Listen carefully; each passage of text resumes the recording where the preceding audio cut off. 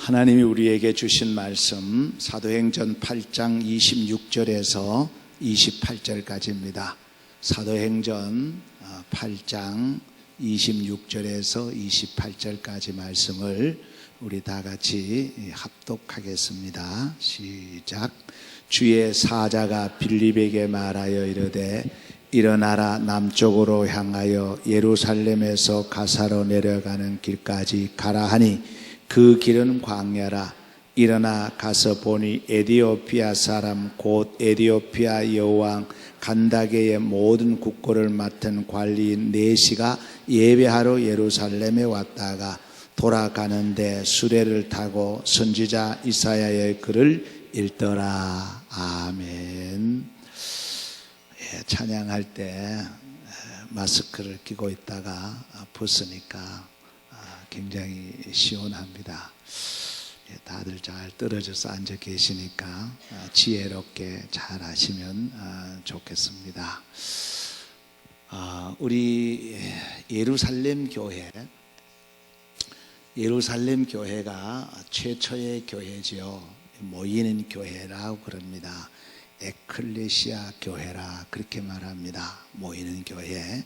근데 예루살렘 교회가 환란이 있었지요. 스데반이 순교하고 그래서 이제 흩어져 버리는 겁니다. 흩어져 버려요. 그래서 어디로 가느냐 하면은 사마리아 지역으로 가죠. 이 사마리아 지역으로 가는데 흩어졌다는 겁니다. 그래서 디아스폴라 교회라 그렇게 말합니다. 에클레시아 교회나 디아스폴라 교회나 그 핵심은 뭐냐? 예배입니다. 예배예요. 자, 이래서 이제 여기에 핵심적인 역할을 하는 분이 누구냐 하면은 빌립이지요. 빌립입니다. 아주 빌립이 등장을 하죠. 이 빌립은 다음에 말씀이 나옵니다마는 성령 충만, 지혜 충만, 칭찬받는 7 집사 중에 한 사람이지요. 이분이 이제 사마리아로 가서 복음을 전하는데 거기에서 이제 시몬이라는 사람을 만나지요. 이 시몬이라는 사람이 만나서 그가 이제 회개하고 돌아오고 또 여러 가지 과정을 거기까지 이제 말씀을 드리면서 이 빌립이 전도하는 현장에 어떤 일이 일어났느냐, 바로 사마리아인이 먼저 놀랐죠. 사마리아인들이 시몬의 그 마술과 소금술을 보고 놀랐다 그랬죠. 그 다음에는 시몬이 놀랐다 그랬죠. 시몬이 바로 빌립이 행하는 표적과 그리고 두 사도들이 성령의 역사를 두 사도를 통해서 나타나는 성령의 역사를 보고 깜짝 놀랐다 그랬죠. 그 다음에는 두 사도 베드로와 요한이죠. 베드로와 요한이 또 이 시몬을 보고 놀라는 거예요. 시몬이 이제 그 모든 것을 다 버리고 빌립을 따랐던 그가 다시 탐심이 들어가니까 이제 돈을 주고 성령을 사러 한 것에 대한 놀라운 거지요. 그래서 아주 강하게 책망을 하잖아요. 강하게 책망을 했더니 시험 들지도 않고 삐지지도 않고 그가 회개하고 돌아오는 것, 그걸 보고 이제 이 베드로와 요한이 두 번 놀라죠. 두 번 놀라게 되는 겁니다. 이제 여기까지 말씀을 드렸지요. 자, 그래서 쭉 넘어가 보십시다. 넘어가 보십시다. 그 사도행전 1장 8절 앞으로 사도행전 1장 8절을 잘 아는 내용이지요. 한번 여러분 다시 한번 읽어보겠습니다. 시작. 오직 성령이 너희에게 임하시면 너희가 권능을 받고 예루살렘과 온 유대와 사마리아와 땅끝까지 이르러 내 증인이 되리라 하시니라. 주님의 말씀이지요. 근데 다시 앞으로 한번 돌려보십시오. 자, 여기 사도행전 6장 3절에 같이 읽습니다. 형제들아, 너희 가운데서 성령과 지혜가 충만하여 칭찬받는 사람 7을 택하라. 우리가 이 일을 그들에게 맡기고. 여기에 바로 빌립이라는 분이죠. 이 빌립이 바로 성령 충만한 분이에요. 성령 충만. 그래서 예수님께서 이 성령, 오직 성령이 너에게 마시면 권능을 받고 예루살렘과 유대와 사마리아와 그랬죠. 넘겨보세요. 사마리아와 그랬죠. 사마리아 여기까지 이제 온 거예요. 그 다음에 뭡니까? 땅끝까지로 내 정이 되랴 그랬죠. 땅끝. 그래서 이제 이 빌립이 누구에게 복음을 전하느냐 하면은 에디오피아 내시에게 복음을 전하는데, 여러 가지 학설이 있습니다만은 아프리카의 최초로 복음을 전한 사람이 빌립이다 이렇게 말하는 거예요. 자, 여러분 신기하지 않아요? 잘 보십시오. 그 사도행 앞에 그 집사들을 선택할 때에 첫 번째 조건이 뭡니까? 성령 충만이잖아요.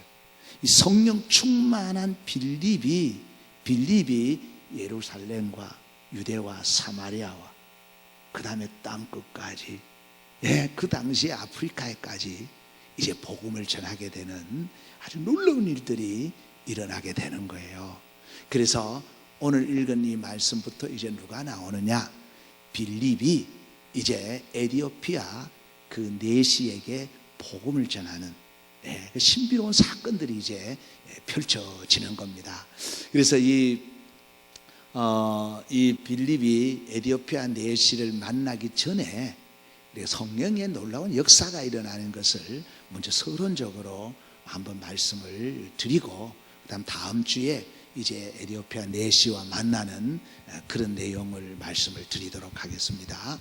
자, 이제 빌립이 이제 사마리아에서 이제 땅끝까지 복음을 전하러 가는 이 현장이 누구의 지시로 해가느냐 이 말이에요. 그래서 첫 번째 보면은 주의 일은 성령의 지시로 인한 성령의 사역이다 그랬죠. 그래서 혹자는 이렇게 말합니다. 뭐 주의 일이 힘들고 어렵고 고달프다 그러는데 그렇지요. 근데 혹자는 이렇게 말합니다. 가장 쉬운 것이 주의 일이다. 왜? 주의 일은 사람이 하는 게 아니라 성령이 하시는 거거든요. 그 성령이 하는 대로 따라가면 되는데 인간이 그렇게 안 된단 말이에요. 자, 그래서 주의 일은 성령의 지시로 성령의 사역이라는 거예요. 이 빌립의 사역이 아니거든요.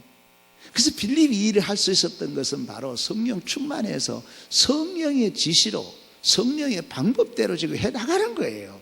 아주 신기로운 거예요. 자, 그래서 26절 한번 읽어보겠습니다. 주의 사자가 빌립에게 말하여 이르되 일어나서 남쪽으로 향하여 예루살렘에서 가사로 내려가는 길까지 가라니 그 길은 광야라. 주의 사자가 빌립에게 말하여 이르되. 이제 이 빌립은 주의 사자 하나님 성령님의 지시를 따라 받고 움직이는 거예요.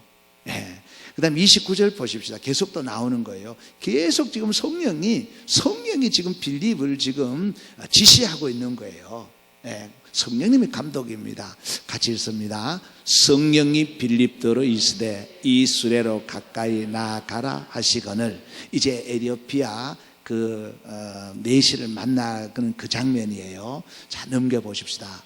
자, 사도행전 잘 안 보이네요. 사도행전 16장 6절입니다. 사도행전 16장 6절 같이 읽습니다. 성령이 아시아에서 말씀을 전하지 못하게 하시거늘 그들이 부르기아와 갈라디아 땅으로 다녀가. 이 무슨 말이냐 하면은 바울도 역시 이 사역을 성령의 사역이에요. 그 성령님께서 아시아로 내려가라 뭐 가지 마라 늘 지시하는 거예요. 그 성령의 지시에 따라 지금 움직이고 있는 거예요. 20절을 보십시다. 같은 말인데 20장 22절 보라 이제 나는 성령에 매여 예루살렘으로 가는데 거기서 무슨 일을 당할는지 알지 못하노라. 이제 바울이 이 앞에 19장에서 나오죠. 19장 21절에 나오죠. 로마도 보아야 하리라. 그렇죠? 아주 유명한 말씀이죠. 로마도 보아야 하리라 라는 말씀을 이제 봤습니다. 그런데 성령님께서 예루살렘으로 들어가라 그럽니다. 예루살렘으로 들어가라 그러면서 이 예루살렘에 뭐가 준비되어 있느냐 하면은 결박이 준비되어 있는 겁니다. 환란이 준비되어 있는 겁니다. 감옥이 준비되어 있는 겁니다. 예. 근데 성령의 거리로 들어가라는 거예요. 그래서 그의 제자들도 이 사실을 알고 바울을 말리는 겁니다. 예루살렘으로 들어가지 말라고. 예. 그때에 이제 바울이 한 말 중에 유명한 말이 바로 내 생명을 조금도 나는 귀한 것으로 여기지 않는다. 예. 하나님 주신 이 사명을 감당하기까지는 하기는 내 생명을 조금도 귀한 것으로 여기지 않겠다. 이렇게 이제 고백하는 것이 바로 이 내용이에요. 그래서 바울이 성령에 매여 성령의 이제 통제와 성령의 지시와 성령의 이끌리심을 받아서 지금 복음을 전하는 거예요. 자, 히브리서 11장 8절은 이제 쭉 앞으로 넘어가서 아브라함에 대한 이야기예요. 자, 같이 읽습니다. 믿음으로 아브라함은 부르심을 받았을 때에 순종하여 장래의 유업으로 받을 땅에 나아갈새 갈 바를 알지 못하고 나아갔으며, 아브라함이 앞으로 나아간 것은, 갈대아 우르를 떠난 것은 하나님의 지시입니다. 하나님이 떠나라고 한 거예요. 그래서 그는 그 아브라함의 그 부르심을 받도록 그 말씀 따라서 움직인 거예요. 여러분 어떻습니까? 인생을 살아가기가 참 만만치 않지요. 절대 호락호락한 것 아닙니다. 세월이 가면 갈수록 더 힘든 게 우리의 인생입니다. 그래서 내 인생을 내가 이끌고 가려면 너무너무 힘들고 너무너무 고달퍼요. 그래서 성령이 이끄시는 대로 성령이 끌려서 다녀야 돼요. 이걸 내조하심이라고 그럽니다. 성령이 나를 통제하고 성령이 이끄시는 대로 가야 되는 거예요. 그것이 주의 사람들이 나아가야 될 길이다 하는 것을 말씀을 드립니다. 아브라함도 육을 갖고 있는 사람이에요. 그도 식솔들이 많습니다. 그러나 하나님의 지시 따라 움직였다 그 말이에요. 네. 자, 넘겨보세요. 자, 이렇습니다. 자, 그러면 여기까지가 뭐냐면 구약도 그렇고 신약도 그렇고 지금 성령의 지시가 나오지요. 예, 성령의 지시가 나오는데, 예, 그럼 지금은 어떠냐? 이게 중요하잖아요. 지금도 성령님이 꿈을 통해서, 환상을 통해서, 영음을 통해서 너는 아시아로 내려가라, 가지 마라, 너는 네팔에 가서 교회를 세워라, 뭐 이렇게 말씀하실까? 예, 아니라고는 할 수가 없지만 특별한 경우예요. 근데 그것이 사실 특별한 경우라고 하지만은 일반적인 거고 그것은 오류가 있을 수 있어요. 그래서 여러분 이렇습니다. 지금은 성령의 지시를 어떻게 받느냐, 어떻게 우리가 성령의 지시를 받고 가느냐, 아주 간단합니다. 간단합니다. 그래서 바울이 말했듯이 바로 다 말씀과 기도입니다. 예, 말씀과 기도, 이 말씀과 기도를 통해서 성령이 이끌리심 받는 거예요. 그래서 하나님 앞에 전심으로 기도하고 말씀 묵상할 때에 말씀이 열리고, 내 눈이 열리고 말씀이 열리는 거예요. 그래서 그 말씀이 이끄신 대로 가면 되는 거예요. 이것이 바로 지금 우리가 성령의 지시를 받는 겁니다. 근데 이게 무슨 그 점쟁이들처럼 동쪽으로 가라, 남쪽으로 가라, 오늘 귀인을 만날 거다, 오늘 어떤 사람을 만날 텐데 그 사람 조심해라, 그거 아니에요. 그거 아닙니다. 어떤 사람은요 또 희한한 사람들이 있어요. 주여 하고는 이렇게 성에 딱 펴서 보고, 그걸 보고 또 이거 하나님 주신 거다, 뭐 그럴 수도 있을 수 있겠지요. 그러나 성숙된 그리스도인들이 성령의 지배를 받는 것은 말씀과 기도를 통해서입니다. 아시겠죠? 그러면 실수가 없는 겁니다. 자, 첫 번째가 성령의 지시를 따랐고, 두 번째가 뭐냐? 이제 두 번째가 나옵니다. 두 번째는 주의 사역은 주님의 방법대로라는 주님의 사역입니다. 내 방법대로, 내 뜻대로 하는 것은 그건 주의 사역이 아닙니다. 네. 뭐 될 수도 있어요. 뭐 엄청나게 크게 될 수도 있지만은 그거 아니라 그 말이에요. 그래서 방법이 중요한 거예요. 방법이. 그 방법대로 해야 된다는 거예요. 자, 26절 다시 한번 읽어보겠습니다. 주의 사자가 빌립에게 말하여 이르되 일어나서 남쪽으로 향하여 예루살렘에서 가사로 내려가는 길까지 가라 하니 그 길은 광야라. 예, 그 외의 길도 많은데 왜 남쪽으로 향하여 예루살렘에서 가사로 내려가는 길까지 그리로 가라 그랬을까? 여러분, 이 말씀의 해석을요, 요 남쪽이라는 것은 또 다른 성경은 이렇게 표현하기도 합니다. 정오에 이렇게 나옵니다. 정오에.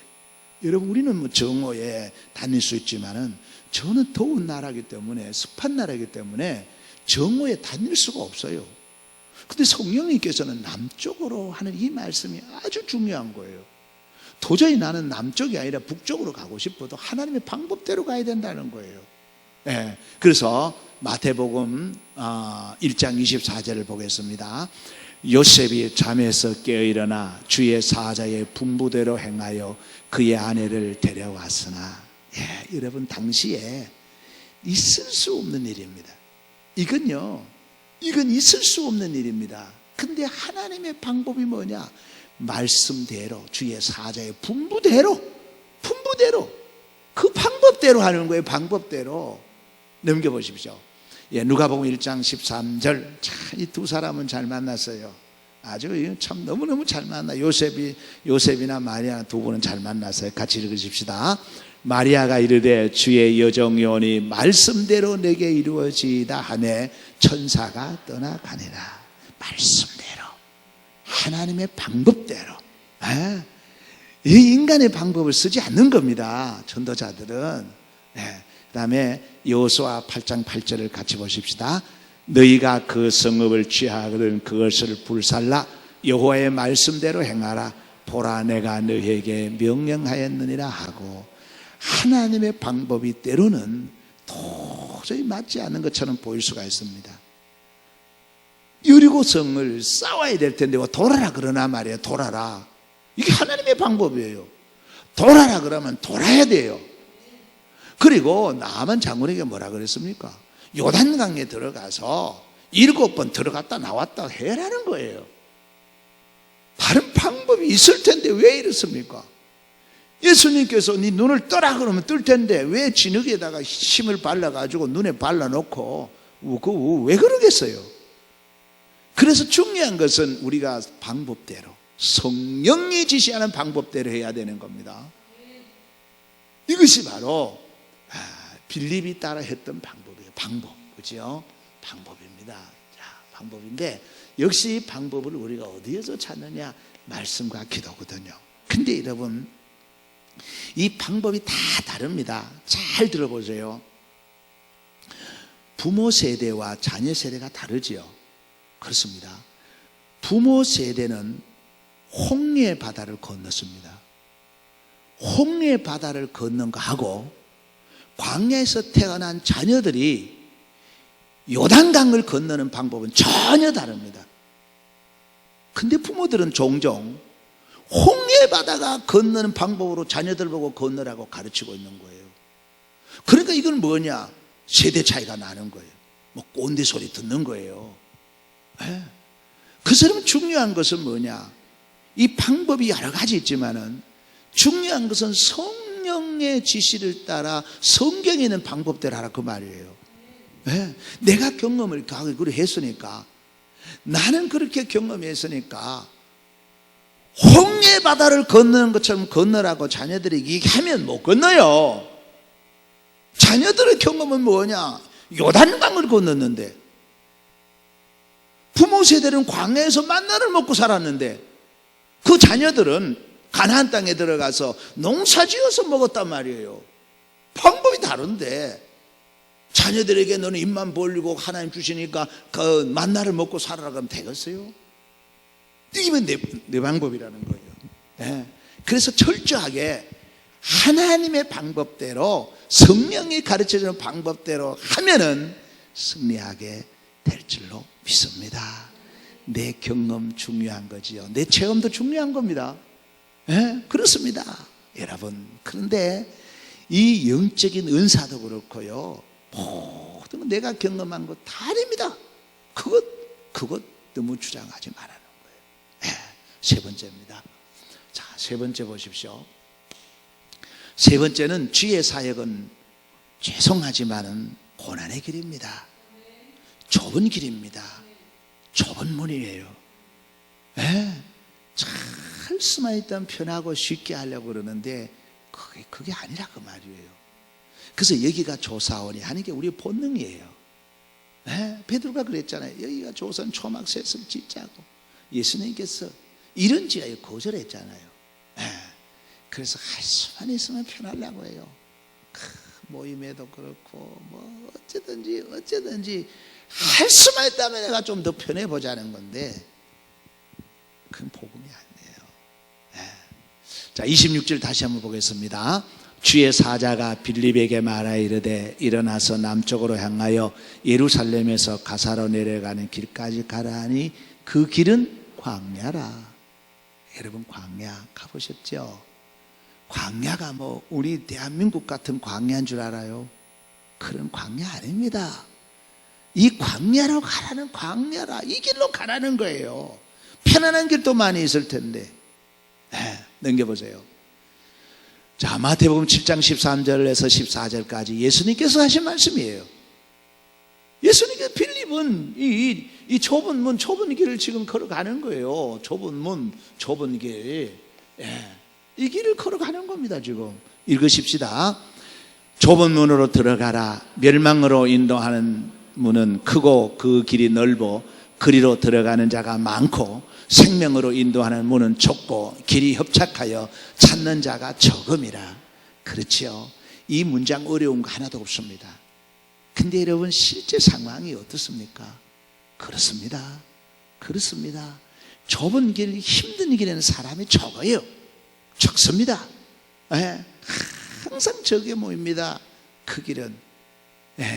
그래서 우리 주님께서 좁은 문, 좁은 길을 선택하라. 고린도후서 4장 17절입니다.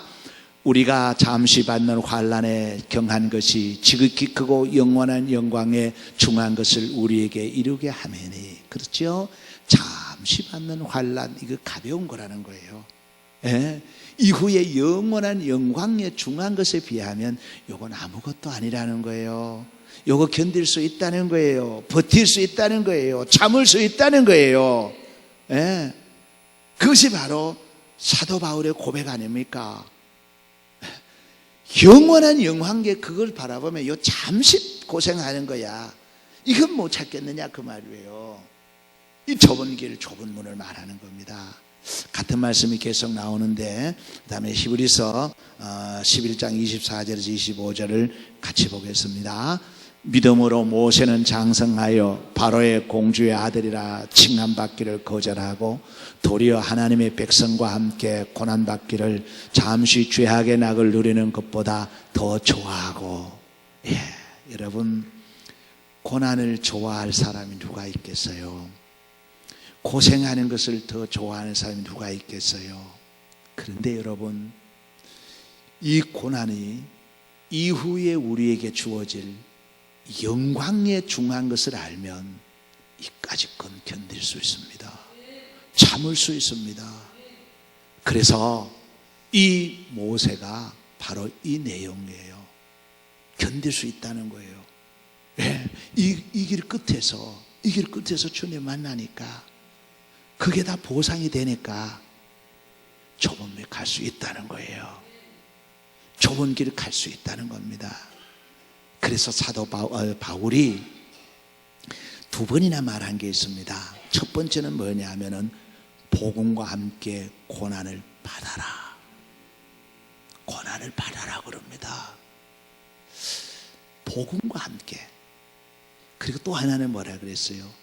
나와 함께 고난을 받아라. 디모데에게. 바울은 그 디모데를 많이 사랑했습니다.